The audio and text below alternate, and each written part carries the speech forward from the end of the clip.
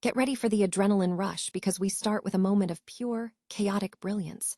We're talking about Olivier Panis and his unbelievable moment in Monaco. This Frenchman, driving for Ligier, managed to snag a Formula One win in the most unpredictable race imaginable.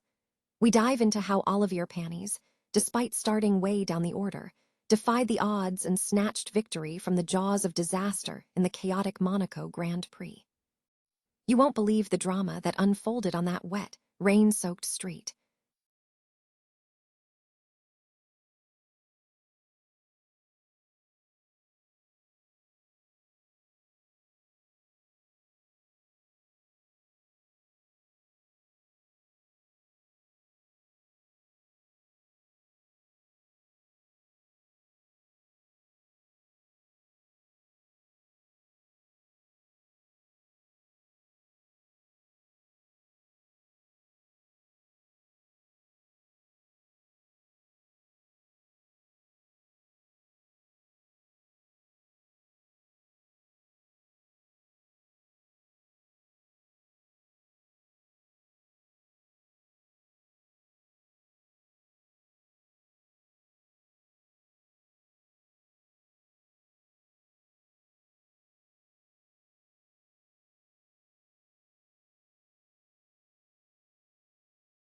Bringing the Chinese EV manufacturer BYD into the world of Formula One. This could mean a brand new, massive contender entering the grid. And finally, we wrap up with the deep dive into the ownership battles shaping the sport. We examine the complex maneuvering involving Christian Horner, the Mercedes bid, and the potential involvement of BYD in securing a future for Formula One. Will Horner secure a leadership role, or will a global giant like BYD be the game changer? Don't miss out on this explosive analysis. Stay with us for the rest of the show. Olivier Panis secured a dramatic and unexpected Formula One victory at the chaotic Monaco Grand Prix on May 19, 1996, marking one of the driver's memorable shock wins. Despite being a five-time podium finisher in midfield machinery, the Ligier team was not considered a front-running contender at the time, with the JS43 failing to qualify higher than 8th in the race. Panis had struggled throughout the season, finishing 7th in Australia, 6th in Brazil, and 8th in Argentina before retiring due to a gearbox issue at Imola. Entering the Monaco race, Panis qualified 14th, hampered by electronics trouble, and was unable to switch to a spare car after his teammate crashed both his machine and the backup. Despite this setback, Panis expressed bullish confidence, stating, "I just convinced myself it was possible," despite starting from the back of the grid. The race itself was fraught with peril. Ferrari's Michael Schumacher took pole position from Damon Hill, while the Benetton team managed to secure the second row. Early on, several crashes occurred, including a German driver losing control and breaking his suspension. Panis managed to climb to 7th position by overtaking several competitors, including Martin Brundle, Mika Hakkinen, and Johnny Herbert. As the track dried, Panis made crucial pit stops for slicks, successfully undercutting rivals like Mika Salo and Jacques Villeneuve. A decisive move involved diving down the inside of Eddie Irvine in the Lowe's hairpin, forcefully moving into 3rd position. However, victory remained elusive. Halfway through the race, Panis was significantly behind Damon Hill, eventually succumbing to an engine failure on lap 41. Despite the setback, Panis demonstrated incredible resilience. He overtook 7 cars in the wet conditions and managed to secure a podium finish by skillfully managing fuel, coasting, and utilizing the 2-hour pit stop window, ultimately crossing the line for a victory. This win was significant for Ligier, marking their first victory since 1981, and Panis stated it was fantastic for the team as it boosted their sales potential. Following the race, the atmosphere was lively, with attire-related anecdotes surfacing among the drivers. Panis' performance contributed to the eventual acquisition of the Ligier team by Alain Prost months later.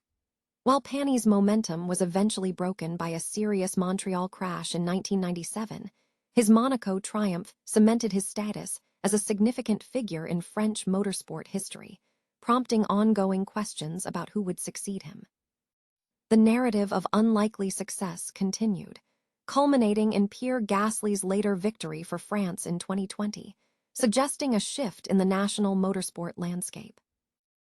Former Formula One driver Alexander Rossi has undergone successful surgery following minor injuries sustained in a practice crash during the Indianapolis 500.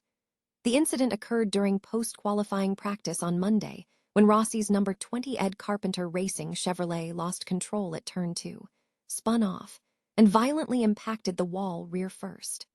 Rossi sustained minor injuries to his left-hand finger and right ankle in the shunt. He was subsequently hit by McLaren's Pato Award, and Dale Coyne Racing driver Ramin Grosjean was also involved, though Grosjean was released from the infield medical center after checks. The incident resulted in the left sidepod of Rossi's car being ripped off. Rossi was transported to a local hospital, where he received successful surgery. An update from ECR confirmed that Rossi is in good spirits with no additional injuries. He is scheduled to participate in final practice for the Indianapolis 500 on Friday, May 22, and the race itself on Sunday, May 24. The number 20 Java House Chevrolet crew will prepare a backup car for Friday's session. Pato Award described the collision, stating he saw Rossi spinning and lost control when he realized Rossi's car would hit the wall. Grosjean acknowledged the incident, emphasizing that everyone was okay, and expressed hope for dry conditions during Friday's practice to ensure the car was prepared for the race. Williams Racing is bracing for a significant challenge in energy and tire management during the upcoming Formula One sprint weekend in Montreal. Experts anticipate that the complex demands of the circuit will place considerable pressure on the team's ability to optimize both their energy deployment and tire strategy throughout the race. This presents a critical test for the drivers and the engineering team as they navigate the unique conditions of the Montreal track.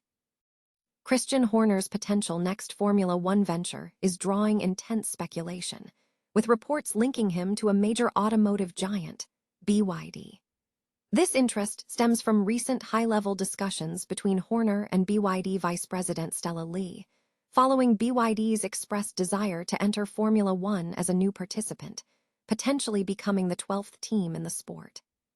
Speculation suggests that BYD is eyeing the possibility of establishing an entirely new F1 team, rather than acquiring a minority stake in an existing one. This interest surfaces amidst broader maneuvering for stakes in the Alpine F1 team, currently owned by Otro Capital, where Christian Horner has been mentioned as a preferred candidate alongside interest from Mercedes, who supplies Alpine with power units.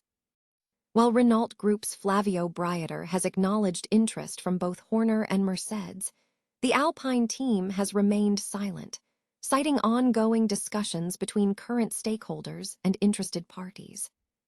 Horner has reportedly held extensive meetings with Lee in Cannes, where Lee expressed significant excitement about BYD's potential entry into Formula One, stating the goal would be to put our technology to the test.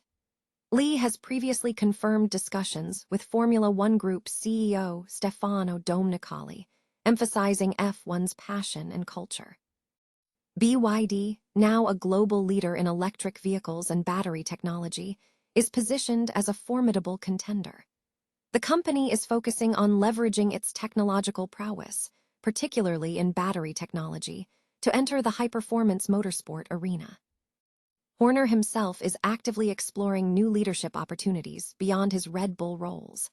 He has been linked to potential roles at Aston Martin, with team owner Lawrence Stroll reportedly considering a leadership pairing with Adrian Newey. Furthermore, Horner has maintained contact with FIA President Mohammed Ben Sulayem, who has indicated that due to Horner's success, he is an attractive prospect for return opportunities. The FIA president has signaled a willingness to approve a bid from a Chinese entity if it is deemed significant and beneficial for the sport's longevity, suggesting that a Chinese team could be welcomed if it adds value rather than simply filling a slot. The landscape of F1 ownership and team structures remains dynamic, with ongoing debates regarding common ownership models, as highlighted by McLaren's CEO Zak Brown's recent advocacy for legislative changes. Despite these complexities, the potential involvement of a major player like BYD coupled with Horner's established profile and connections, positions a Chinese entry as a potentially transformative development for Formula One.